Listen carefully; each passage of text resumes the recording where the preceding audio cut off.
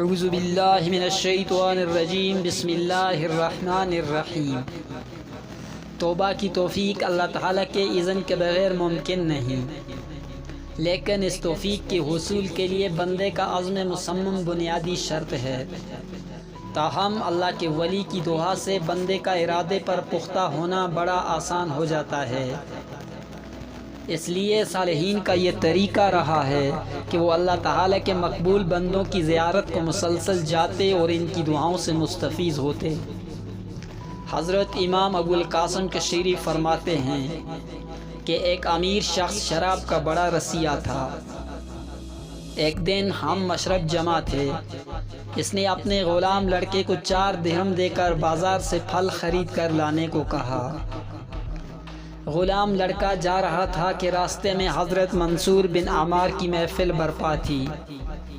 آپ ایک محتاج کے لیے 4 درہم کا سوال کر رہے تھے کہ جو کوئی یہ ایثار کرے گا میں اس کے لیے اللہ تعالیٰ کی بارگاہ میں 4 دعائیں کروں گا۔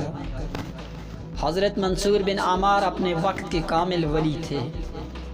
اس غلام لڑکے کے دل میں اچانک یہ خیال پیدا ہوا کہ یہ 4 درہم جو پھل خریدنے کے لیے مالک نے دیے ہیں انہیں حضرت کی خدمت میں پیش کر دوں۔ چنانچہ اس نے 4 درہم پیش کر دیے۔ حضرت منصور بن عمار نے فرمایا، کون سی 4 دعائیں چاہتے ہو؟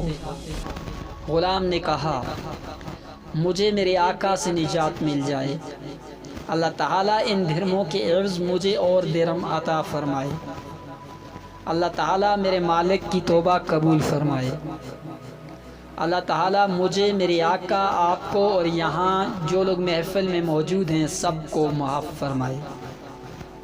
آپ نے 4 دعائیں کر دیں۔